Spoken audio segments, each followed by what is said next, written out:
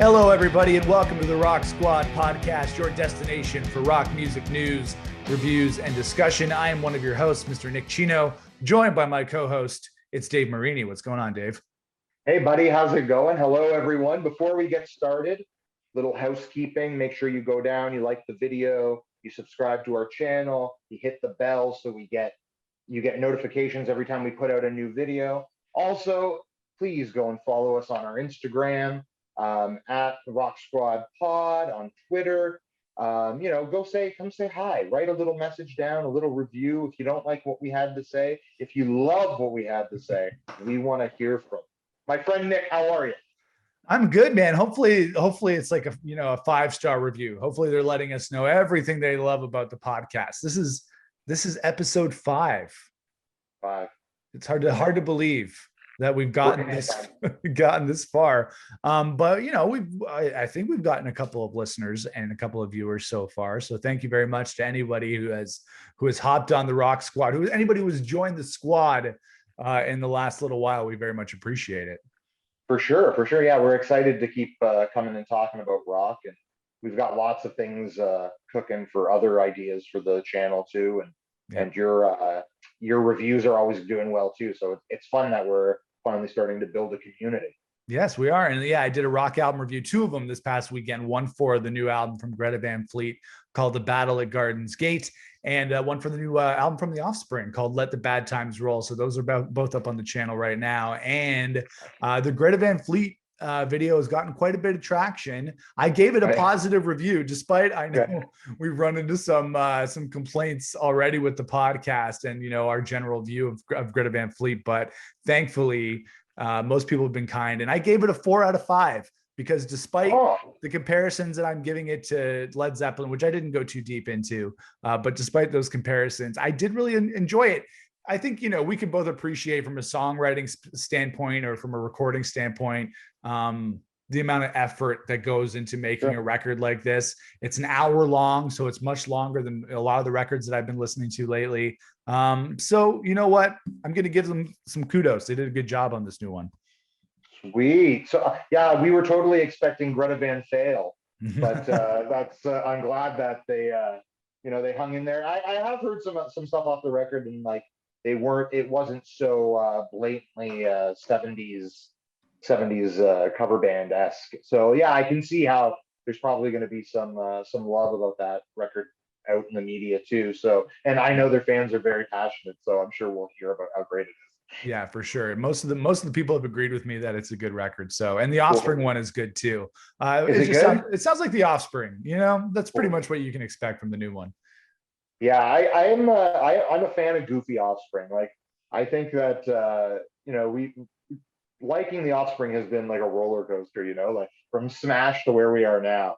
It's all over the place. But if you can get behind the silliness of the Offspring a little bit, I think that they're more enjoyable. I don't know. I kind of put them in the same realm as like an Andrew WK and like things like that, where it's like it's okay to be a little bit silly and have a good time, and and they do, so that's good. Yeah, for sure. And there's a track on the new record which is just a new version of a previously released Offspring song. Do you know the song "Gone Away" from Mixing on the Ombre? Huge Offspring song. There's a kind of a piano version that's on this new record, and Dexter Holland, he belts it out. It sounds really good. Not to say he's never sounded good before, but it's very different for them, and I think it works. So that's definitely worth checking out. Was that on the soundtrack for like The Faculty? Could have been, maybe. I think it was. Yeah, it's Gone Away. Like it had like there was like a big Josh Hartnett 90s movie where that was like the main. Yeah. Maybe they had some sort of deal going on at the time that every Josh Hartnett movie had to have an Offspring song in it. That could have been. Every movie from 97 forward had something from the Offspring. Any sort of angsty teenage. Yeah, the Kids Aren't All Right. That song would probably fit in a lot of those 90s teen movies too. Yeah. Oh, maybe that's the one I'm thinking of. It could be. They have a few that have made it into the credits for sure. Yeah, for sure. So definitely check out those rock album reviews. Those are up on the channel right now. Also got to mention that we got a new logo for the podcast, courtesy of designer Tim Hoare. We appreciate him designing this awesome logo for us. So we've kind of rebranded the whole channel. We've rebranded the podcast. The Rock Squad is here. So we very much appreciate Tim designing that logo for us. And we'll shout out to Tim for doing that. Thank you so toss much. a link to his website in the show notes in the YouTube page, so you guys can check him out. And a little more house cleaning to get to, or housekeeping to get to on tonight's show. We created a Tracks of the Week Spotify playlist. If you go to Spotify, look up Rock Squad, you'll see the main feed for the audio version of the podcast, but then you'll also see the Tracks of the Week playlist that we've been putting our weekly picks into. So everything, I think most of the picks that we've had from the last previous 4 episodes are in the playlist now. Cool. And it's a good way for people to check out the music that we're recommending. Amazing. Yeah, for sure. So before we get to this week's main topics, we have a headliner coming up as well as opening act topics to kick things off. We're going to get to a couple of things off the top. A couple of big names in rock and big names in music in general passed away over the last couple of days. The first one being Bob Lanois, half of the Lanois brothers, his brother being Daniel Lanois, both of them big music producers who came from our hometown here in Hamilton, Ontario, Canada. Bob Lanois was one of the co-founders of Grant Avenue Studio, which is a huge studio, a lot of history here in Hamilton. He just passed away at the age of 73. And Dave, you and I have had a chance to cross paths with Bob Lanois over the years in our various endeavors. He runs a venue here in Hamilton called the Mule Spinner with a friend of ours, Glenn Marshall. Do you have any kind of memories of Bob Lanois in your years of making music? So yeah, there's a bunch, man. Like we were really lucky to get pulled into a circle of really high profile people that you know we used for the knowledge that they passed down to us for like 4 or 5 years of our life. We were regularly in sessions or working on new material with a bunch of really, really talented people from our scene. And like you said, Bob, the older brother of Dan Lanois, of course, of producing U2 and Bob Dylan and everybody in between. He was one of those people that we became very friendly with. The guitar player in our band, John Daly, played in a band with him at one point. Yeah. A friend of ours and former guitar player, Mike Amelia, played in the band. Also, Bill Majoris played. Like we have very strong roots to a lot of those people, and they've always been very lovely and helpful for us and supportive. So it is really sad that Bob passed away, and he was the best thing I can share about knowing Bob is that he was like a mad scientist, and it really was like that. Like when it was like a Doc Brown vibe. Yeah, big Doc Brown vibe. You know, let's turn it to 11. Let's challenge let's challenge the system. Let's challenge each other, kind of thing. And it was amazing. It was. I've seen some crazy things. I have some crazy stories that I can't share here, but in the end, it was great to see somebody like that working. That the one thing I can always, like, whenever I think about working with him or him being around, we were working on something one time and he was listening to mixes. I don't know if you were there, or it was in early band days, but anyways, we were listening to a mix and we all were pretty happy with it. And I was like, we all stopped and he said, "It sounds great." And I said, "Oh, are you sure?" Or like, "What about and he stopped and went, Uncle Bob says it's fine." Yeah. And I was like, all right. Yeah, stamp of approval. Fine, you know? Yeah. And like, definitely. he has such a legacy with Brian Eno and Dan and everything they've done. And, and there's a lot of stories between those two brothers too that haven't been written in books that will blow people's minds when they finally come out. But it's definitely a loss for our city and our scene. And he was a really great guy, really nice guy. And he'll be missed.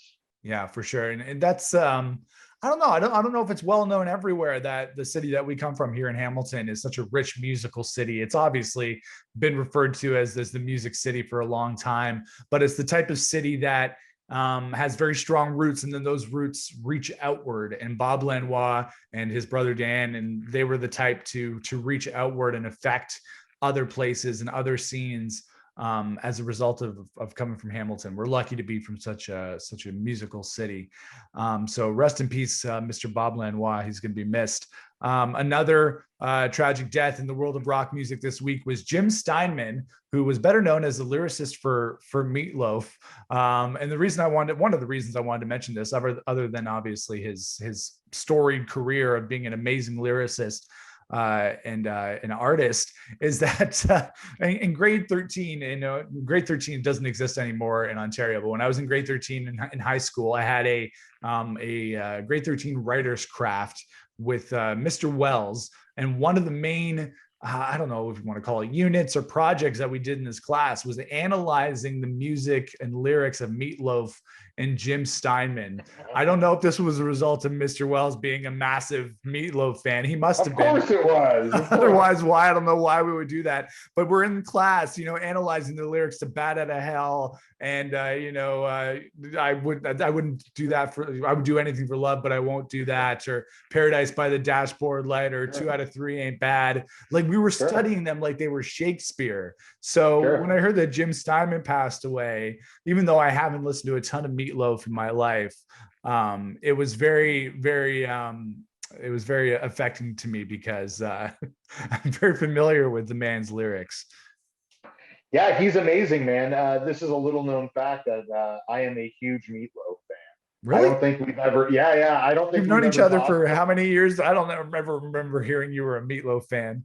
I'm a huge Meatloaf fan. Like, I'm a huge "Bat Out of Hell" 1 and 2 fan. Yeah, classic. It's actually funny because in my grandparents' house, when my mom and my uncles and aunts were growing up, my grandmother would do aerobics to "Bat Out of Hell" 1. So really? My family, yeah. So my family, they would know, like, if they heard "Bat Out of Hell" 1, like the record spinning, they'd be like, "Mom's working out. Like, let's get out of here," Yeah. So it's like, I don't know, but growing up, my family was they were really into Meatloaf, and I do anything for love and all those hits and all that stuff. I know it's kind of weird, but looking back now at Jim's work and stuff, like there's some crazy things. Like like a song that I love that's just like, if you look at it now, is like, what's going on is "Life is a Lemon and I Want My Money Back." Yeah, that's a good one. If you listen to that song, man, like that, like there's big riffs and big guitars and it's amazing. It's an amazing song, and one of many. The guy just pumped out hits and had Meatloaf, who is a tasty singer as well as a dish for dinner. But he's amazing. He was an amazing writer, and I don't think some people don't really know a lot about how songs are written and co-writing and stuff. And much like Elton John's situation, this is like somebody was writing some great songs and found a voice for them, which I'd love to say doesn't happen very often. But it does happen very often. But he was one of the best, and for that genre and that time in the 70s and the 80s, for rock and theater rock, rest in peace. Rest in peace. Yeah. And they should make a Rocket Man style movie about Meatloaf and Jim Steinman. You call it Loaf. That's all you call it. Just Loaf. Right? I don't know who you get to play Meatloaf. Maybe you get Jonah Hill or something to play Meatloaf. Or something probably, like if they did like bearded Meatloaf, I guess I was going to say maybe like a Jack Black or something. Jack Black, you know what? That is even better. I think that Jack Black would make a great Meatloaf. And I don't, you know what? Then you can just get Kyle Gass to play Jim Steinman, and it becomes a Tenacious D movie. Because actually, it's funny. I think that Tenacious D probably has a lot in common with Meatloaf in terms of the theatrics and the dramatic sound of their music. Well, probably in the writing too. I'm sure that Kyle's coming up with riffs and Jack's writing the lyrics. So like it's probably very similar. So I don't know. I just like goofy guys doing funny movies. Yeah, for sure. And one last thing about Jim Steinman is when you think about lyricists, like we were saying with Bernie for Elton, and I can't think of. There's other examples that I can't think of off the top of my head, but he's a real lyricist. Not every band has somebody who writes lyrics to varying degrees of success, but he was very much a lyricist in the way that he used words it made poetry that was converted into music. I don't know what the process became. Actually, it reminds me a little bit of Manic Street Preachers, because in that band, I think James Dean Bradfield, who's the lead singer, writes most of the music, but their bass player Nicky Wire and their former member Richie Edwards were the guys who wrote the lyrics. And I think for you and I, when we write, we tend to write lyrics to the music. Sometimes it might be the other way around, but maybe with Meatloaf and with Jim, it was, here's a set of lyrics, let's write a melody to that. So it might be a different process. I know the process is something we love to talk about too. Yeah. You know, like what comes first, the chicken or the egg? Yeah, man, he's a great writer, and he'll, you know, obviously his star has shone and burnt out by now, but I'm sure he lived a fantastic life over the last couple of years. And you know, I know Meatloaf's had his struggles. I saw the A&E made for TV movie about his life, so who knows what he's actually. I met Meatloaf one time. Really? Yeah. I'm learning so many new things about you on this episode of the Rock Squad podcast. I was at when I was growing up, for everyone watching, my mom, she worked in events and stuff, so I always had access to like things. And one of the things I had access to one time was a Meatloaf concert, and they were doing sound check, and it was very theatrical. Obviously, it was a big stage with like a giant, like 40-foot white piano, like grand piano. It was huge. Like just like blown up and through the roof. Anyway, so I went for sound check, and they were doing sound check, and I came up to the sound guy in the middle of the room, and there was a guy with his feet up drinking a bottle of wine. And I stood there for a second and like watched the band, and I was like, oh, I don't really see Meatloaf. And I look, and it was Meatloaf sitting beside me with his feet up drinking the bottle of wine. And I startled him, and he looked at me and he goes, oh, Jesus. And I was like, oh, hey, Meatloaf. And he goes, I thought you were the fire inspector. I would have gotten in trouble for having an open bottle of booze. Yeah. So I was like, no, I'm good. And then he was like, do you want to have some wine? And I was like, well, I'm 15, so this is getting more and more illegal, so I'm gonna pass. But yeah, so yeah, he was a really nice guy, but yeah, one of those close Excuse encounters. me, Mr. Loaf. Excuse me, sir. Do you mind playing Life is a Lemon for your sound check? I'm too young to drink wine, mister. Yeah. All right. Well, it turned into a funny story about Meatloaf. I learned a lot about you tonight, Dave, and that you come from a meatloaf loving family. The Marinis love meatloaf, probably the artist and the food. And you met Meatloaf. So I learned a lot from these off the top topics. So there you go. All right, let's move on to our opening act topics of this week. The first being the Foo Fighters releasing their Chasing Birds video. Dave, we've already done in the last 2 episodes, I think, a lot of discussion about Dave Grohl. It's not our fault that the guy is just so damn busy. We talked about his new book, The Storyteller, which is going to feature a lot of his different tales of being a rock star for the last many years. And then he's doing the What Drives Us documentary, which is all about bands on the road. He announced that he's doing the documentary series with his mother, from Cradle to the Stage, which is based off the book that they did together. And now Foo Fighters have released this Chasing Birds video, which was released on 420. Very appropriate. It's a trippy band in the desert music video, tripping balls pretty much. There's actually a couple of cool references in this video to some past Foo Fighters videos, including Monkey Wrench and Everlong. There's a part of the video where Dave Grohl looks into a cactus and he sees the Foo Fighters playing in a room very reminiscent of Monkey Wrench. And then we see him, he has a giant hand reminiscent of the Everlong video. So Dave Grohl just continues to keep doing all these things. This is in addition to the new Foo Fighters album, which is what Chasing Birds is from Medicine at Midnight. What did you think of this video? I dug it. I thought it was awesome. I think it's a cool song. I love the new record and stuff. So like, I'm all over it. As for how much content Dave Grohl can make, I have a feeling that because of the lockdown, a lot of projects that were half done are finally seeing the light of day. Yeah. Which, you can't really blame anybody. But I definitely feel that once things get back and everybody gets back on the road, that they'll probably, I feel like maybe a Foo Fighter hiatus is going to come. Right. I could feel them, like, they put out a solid new record. There's a couple documentaries. Like, I would not be surprised if after the book and after this and after all these little projects that would have been spread out over 7, 8, 9 years, I could definitely see some time get, maybe a 5 year gap or something 5 years? You really think he could sit still maybe. for that long? Well, I don't, maybe not with like projects, but with like Yeah. music. Like, like maybe he'll play drums in the next Queen's record, or like Well, there's a they lot. might do another Them Crooked Vultures record too. That could be coming Exactly. I too. feel like they're trying to get as much of the Foo Fighters stuff kind of locked up, and for now, I feel like there's a big push. Like, let's get to this level before we go back to the grind. Yeah, well, they could still have another couple of years of touring ahead of them. If the touring industry ever gets Sure. back to something resembling normal, they could still have another 2 or 3 years on the road to make up for the fact that they couldn't Sure. get on the road over the last year or so. Yeah. So if you They think of haven't it, promoted it, right?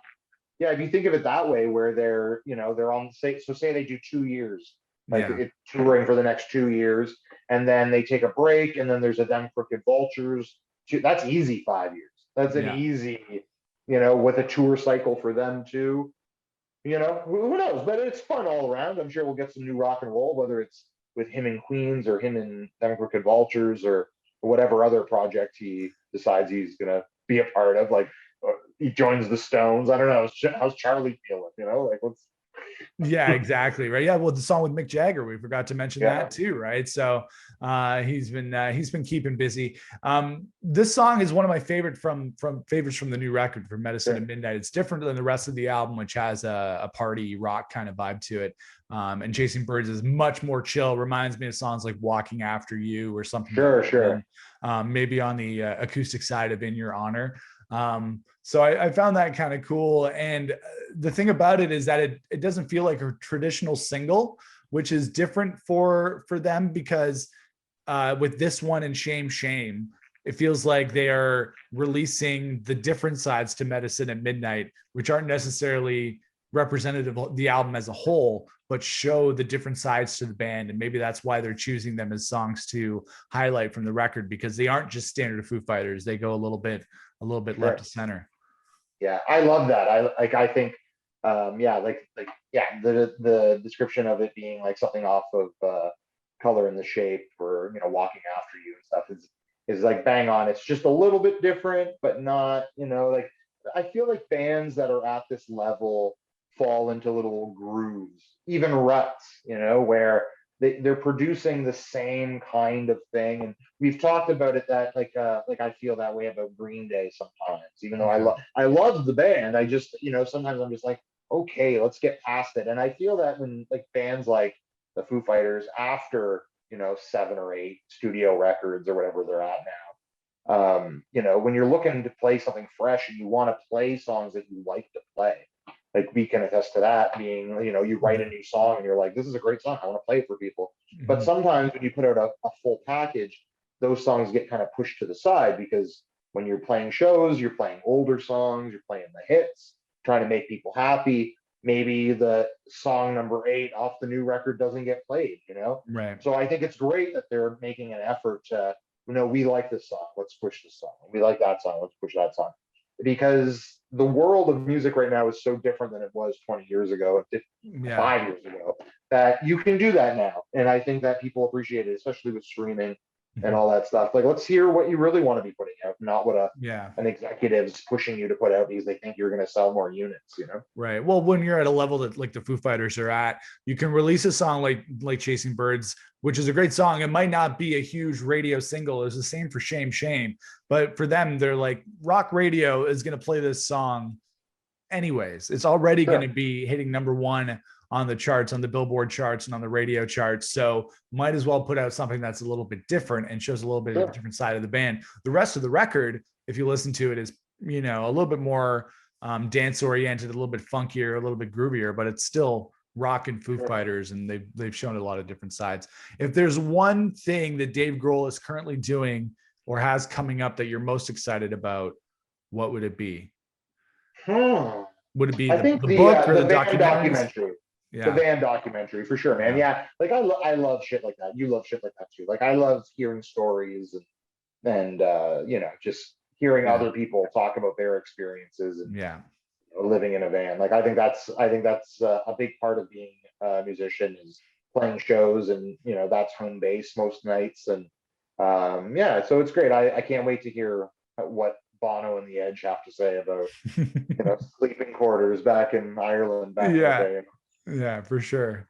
Yeah, not a band that I would consider to be one of those bands that slept in the squalor, but probably, maybe at Yeah, some point early in their career. All right, let's get to one more opening act topic about Weezer, who maybe next to Dave Grohl and the Foo Fighters is the next busiest band in rock music. So Weezer have created their own Roomba, but they've added a W on there. Roomba, that 5 lucky fans online can get a chance to win. The Roomba talks in the voice of Rivers Cuomo and will clean your whole apartment and your house better than the real thing. Rivers says he's not very good at cleaning at all, but Weezer's been really busy as well. They just did the OK Human live stream this past weekend. They got the new record called Van Weezer coming out on May the 7th. They released a new song today called I Want Some of That. Are you going to be entering the contest to win the Roomba? That's the first question. Because you got kids, I'm sure you could use it to clean up all the food everywhere and everything, the mess that the kids make. And then you can, put the new record on while you're listening to it. See? I don't think I need Pat Wilson cleaning my house. I'm just Yeah. like I love Weezer, but I feel and it's obviously a little bit of a stunt, but like Yeah. it's a bizarre stunt. It's but whatever, man. If they want to sell some Roombas and make some money or do it to get some attention, we're talking about it. So it wasn't a fail. Yeah. Um, yeah, man, I'm stoked. I just watched that the live with the Philharmonic, Me too. and it was great. I thought it was awesome, and I think that group of songs it did everything that I thought they were going to do with that group of songs and a few goodies, and yeah, it made perfect sense for that record is and to do it that way. Like it's very Beach Boysy. We had talked about that in the past on the show, and to just have all those strings and all those amazing youth musicians available and to do that. Like it's amazing. It's a Weezer thing to do. They should start living like they're one of the best bands in the world because they have been for the last 30 years, Yeah. For sure. Well, the thing that I love about Weezer is that from album to album, and they continue to change genres. They have that standard Weezer sound that you would Sure. expect from the Blue Album and Pinkerton. When you listen to Everything Will Be All Right in the End or the White Album, that is standard Blue Album-esque Weezer. But then you have albums like Pacific Daydream, OK Human, a little bit of the Black Album, which are a little bit poppier, a little bit dreamier. And then now Van Weezer's coming out on May the 7th. And this is another big guitar driven album. They named it Van Weezer in tribute to Van Halen. When you listen to The End of the Game, which was the first single that they released from this record, it's got that huge guitar on it. One of my favorite Weezer songs that they put out in the last little while. So I'm excited for this new record. And then they're saying they have maybe another 2 or 3 records coming after this. Wow. And the thing about Weezer for me is that I love all their albums, but when they release new music, it always takes me just a little bit longer to connect with it. With OK Human, I did a review on the channel where I was like, it is okay. But now I've really clued into it. I've really kind of keyed into what I like about that record. And with this new song, I Want Some of That. Upon first listen, I didn't love it, but I know that I'm going to love it once the record comes out and I've heard the whole thing. I know that it's going to be one of those songs that I really enjoy. So it's just great to have so many great Weezer songs and so many different formats and so many different genres available to us. And the more music they want to put out, the better. I just love how prolific they are. Yeah, man. I think the new Van Weezer record. I think like from what I've heard with the "I Want Some of That" single is they're gonna put out a great pop record is what it sounds like it's gonna be, and they're finally okay with experimenting with their metal background, Yeah. like That's people where don't people Rivers don't know came that. from. Yeah. Yeah, like the whole band, like they're all a bunch of metal guys, and they purposely did something different, and that's something that not a lot of people know. And like these guys are shredders. Like even Scott, like Scott's played in hard rock and metal bands his whole life too. So like I feel that this is like it's finally happening. I feel like this band that's been putting out fun nerd rock for 30 years is finally gonna get to put their hair down, literally, and like put out something that has some finger tapping and a solo and stuff like that. So I'm excited, man. They're one of those bands that I feel some people are kind of hit and miss with them. Like you want them to be something that they're not, and what they've always been is Weezer. Like it's Right. not they don't really pretend to be anything else. Like people are like, oh, I like the Blue album, I like Pinkerton, and I'm like, to me, they've never stopped writing Yeah. those kind of nerdy influenced anti cool songs. Like I feel like that's their game, and they've never. I feel like maybe the majority of people who don't like them anymore kind of just grew out of it, Right. and that's fine. Like it's art, like you're not expected to like the same thing for your entire life. Mhm. Whereas for me and you, who do enjoy almost everything they put out, obviously some records more than others, but for the most part, we're a fan of their writing and their writing style and the fact that they blend pop and rock and all these new elements. And like the new one, like OK Human, they do the Beach Boysy thing, and the new and the new one paying tribute to Van Halen and their metal background. I think it's Yeah. great. And as a fan, I'm down to check it out. And I love pop songs. I love Rivers writing with other guys too. Yeah. Very So like collaborative.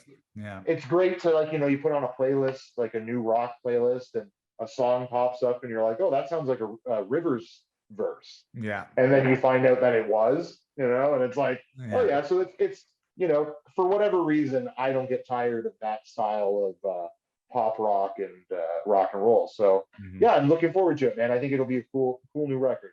Yeah, I think with Weezer, when you're a band like that, and it depends on the band, but when you're a band like that that hits right off the bat with and Pinkerton wasn't universally loved when it first came out, but the Blue album was. Pinkerton became that cult classic after a while. But when you hit that earlier in your career, right off the bat with your first couple of records, immediately fans latch onto those records, and that's kind of the standard by which everything else is measured. And I think that's unfair, especially when they're only the first two records. Weezer's now 15 records deep into their discography. Yeah. So to judge everything based on what they did that earlier in their career, I think is a little bit unfair. A band like the Chili Peppers, their first couple albums are okay, but to me, they hit their stride around the Blood Sugar Sex Magic, maybe Mother's Milk phase. A band like Jimmy Eat World kind of hit their stride around Clarity and Bleed American. They weren't those first albums.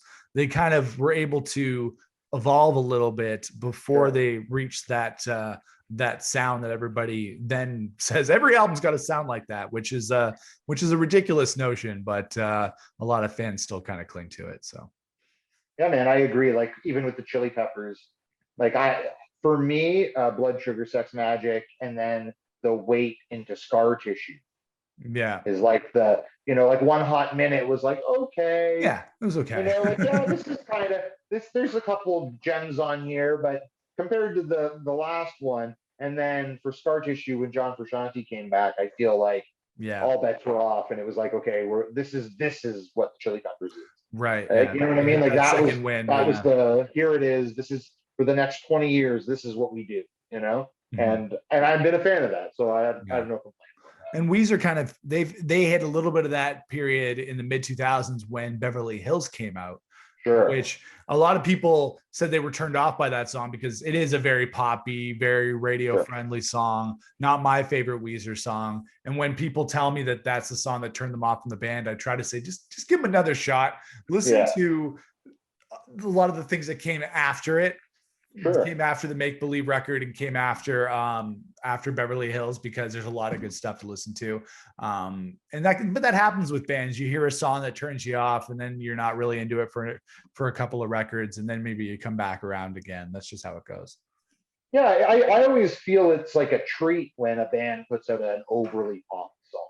Mhm. I always feel like, you know what I mean? Because like, first off, as a songwriter and stuff, I realize that it's not easy to write a super catchy song. Like, it's it's very difficult, and anyone who says, "Oh, it's," it's not. It's hard. It's one of the hardest things you can do. Yeah. So when you get a record where they pump out one of those deliberately cleaned up, like kind of just well thought, like meets all the checks all the boxes kind of songs. I always love it. I think that it's because it's hard to do that. It's easy to do a Yeah. bunch of filler. It's easy to do 20 minutes of jamming. It's easy to do all those things. But when you get a song, maybe not Beverly Hills, like I'm not gonna die on the sword of Beverly Hills, but Yeah. like The when you greatest get a song ever song written. that's when you get a song that's well put together and makes sense and lyrically makes sense and most importantly makes you feel something, but as is also catchy. Right. Like that's what Yeah. everyone wants. And Yeah. anybody who's writing songs that tells you that that's not what they want and they're not doing it right. They're not. Yeah. It's the wrong approach. But So we're yeah, melody guys, Dave. We've always been melody guys. It's always about the melody. yeah, That is the key to every great song. absolutely, Most of absolutely. them. All right, so that is it for our opening act topics for this week's episode. Let's get into today's headliner, which is Pete Davidson is going to be playing Joey Ramone in a new biopic film. Pete Davidson, obviously of Saturday Night Live fame, the King of Staten Island fame, very popular comedian. Going to start a new biopic based on the life of Joey Ramone. It's based on a memoir called "I Slept with Joey Ramone," which was written by his brother Mickey Lee. Um, Personally, I think that Pete Davidson is a good choice for the role because I think that Pete Davidson is a funny guy, and I guess he's a tall, lanky guy, so it makes Sure. sense that he might be able to play. You toss a really big curly wig on him, and he can play Joey Ramone. But personally, I'm not going to end up watching the movie because I don't like biopic movies about Yeah. bands and about artists. I haven't seen Bohemian Rhapsody or Rocket Man, which are two of the most recent ones. I've watched a fair bit of them in my time. The thing about these kind of biopic films is that they tend to really make cliches out of everything when it comes to rock music or just music in general, from the groupies to how the band meets to how they get famous to how they write songs. I know this movie is going to have a scene in it where Joey Ramone is just sitting in the studio. He's like, what are we going to call this song? Like, and then somebody comes in and be like, oh man, is like anybody got a Tylenol? I want to be sedated. And Joey Ramone's going to be like, that's it, man. That's the song. You Yeah, know, man, that's it. That's it. and he's Yeah. going to be in the studio, and it's just going to, the scene with him and his headphones, and it's just always very cliche. So when it comes to musicians and artists, I'm a big movie fan, but I prefer to watch a documentary about an artist. I would prefer to watch a Joey Ramone or Ramones documentary than Sure. watch this, as much as I think Pete Davidson is a funny guy and a good actor, and I think he'll be able to pull off the job. I don't think it's going to be very good. And then what about the music? Because most of these biopics that come out about bands never have access to the music. They're always denied from the artist's estate to be able to use any of their Yeah. songs in the movie. So then you end up with some generic New York punk rock. So I don't know. Yeah. Where do you stand on this, Dave? I'm I like them to an extent.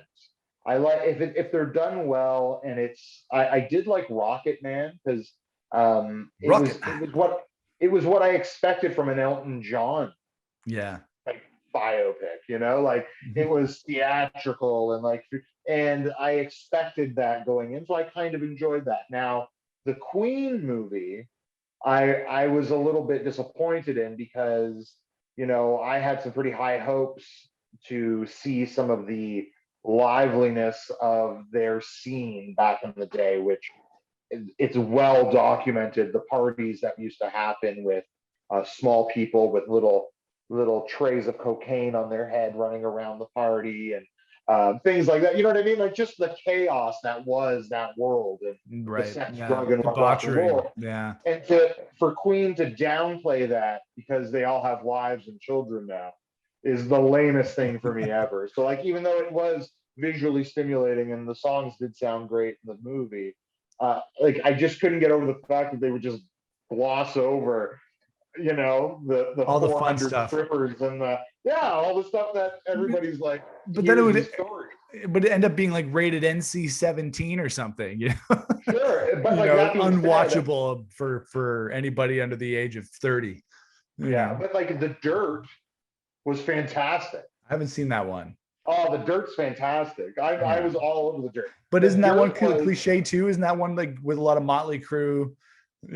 Just but they created the cliche of the spandex and the hair. You know what I mean? So it's like you're watching it from the side stage. It all go awry. So and it's really good. I really like The Dirt. More than all the other ones that have come out recently. I feel like they were the most honest. They were but overall, let's be honest, they're really fucking cheesy. And and like you said, not getting the licensing for the music is fucking painful.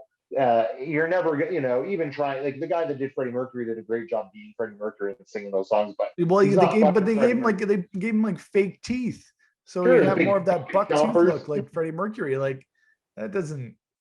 To me, that's not acting. And for Pete Davidson, to play Joe, like he's a tall, lanky guy. He can talk like he's from Staten Island. Yeah, they're both from New York, right? Yeah. Like they got that.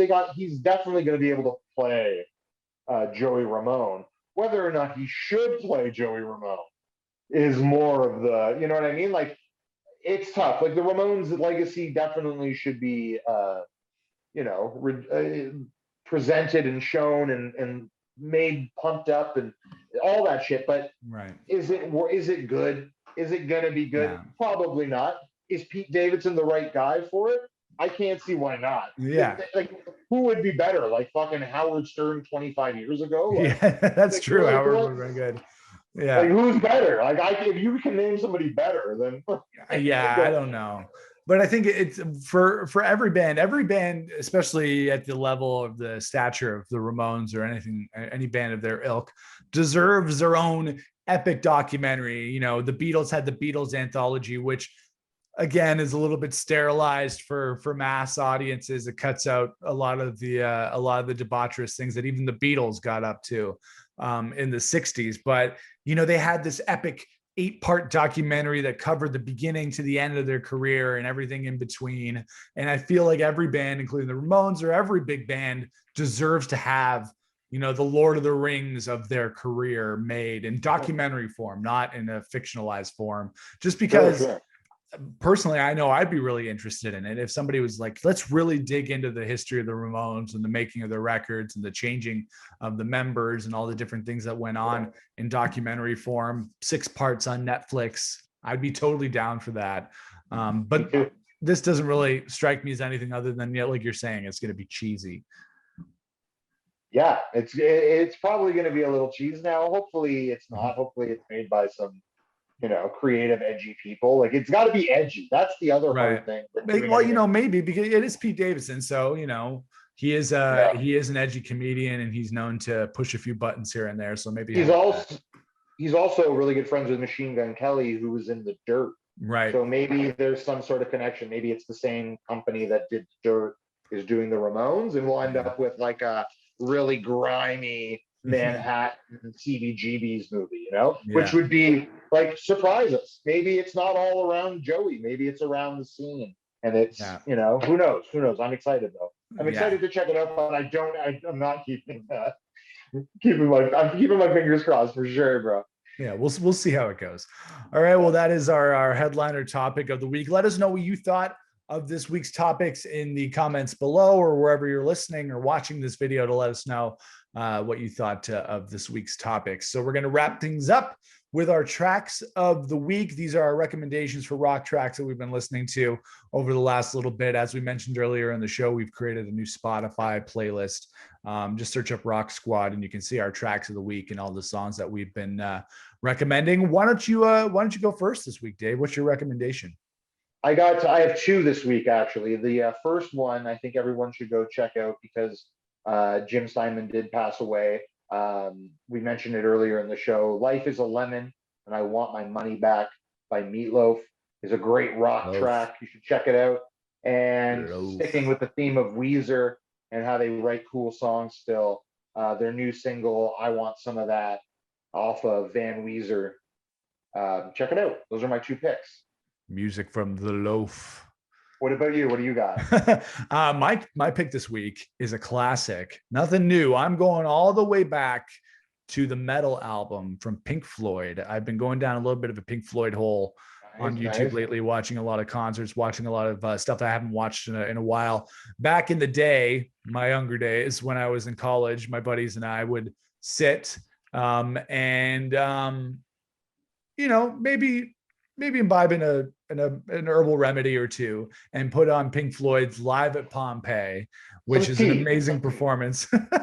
And we would watch the performance of Echoes by Pink Floyd, which is from Metal. The performance on Live at Pompeii is incredible. All 25 minutes of Echoes is incredible. Dave Gilmour and Richard Wright's harmony vocals. There's a jam on it that sounds heavy, like Nine Inch Nails. It's like proto Nine Inch Nails.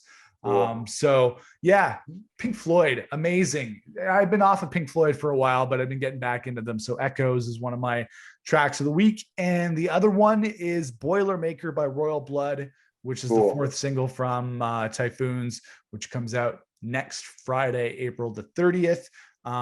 This one was produced by Josh Homme, Josh Homme of Queens of the Stone Age. And it definitely has a little bit of that Queens vibe for sure. That's cool. Yeah, he ends up working with all the bands we love. As soon as we like a band, it's like, did you hear that he was writing with them? Yeah, he plays on Bubbles by Biffy. Yeah, he plays on that. Them Crooked Vultures. We were mentioning that before. Yeah, he's all over the place. He's awesome. Yeah, he's the man. So yeah, check out Boilermaker by Royal Blood, and those are our tracks of the week. Check out the Spotify playlist right now on Spotify. So that is it for the Rock Squad podcast for this week. We want to thank everybody for watching. Once again, subscribe to the channel here on YouTube. We do have an audio version of the podcast available wherever you get your podcasts, whether that be Spotify, Google, Apple, whatever, Anchor. You can check that out. All the links are here on YouTube or in wherever you're getting your podcasts. Twitter and Instagram at Rock Squad Pod. And where can the folks follow you, Dave? You can follow me on Instagram and Twitter and Facebook at Red Coast Records. Be sure to go down here and like the video and subscribe to the channel, hit the bell so that you're notified every time we put out new content. It was a great show, Nick. It was, yes. You can follow me at The Walking Nick. You can follow our band. We are called Fools Union. We're online everywhere: Spotify, Apple Music, Amazon Music, Bandcamp, wherever you get your music. Foolsunion.com. We're working on some new stuff right now that we're very excited about. And yeah, that was a good episode, Dave. So what is that? Pulling out your things. I got my hat. It started to snow in Canada again, so we're ridiculous. I got my hat on just in case, I know. I was like crazy when I woke up this morning. I'm like, what month is it? What is happening in this crazy world anymore? Oh, it's horrible. All right, that is it for the Rock Squad podcast this week. Rock on, Dave. Rock on, Nick. See you guys.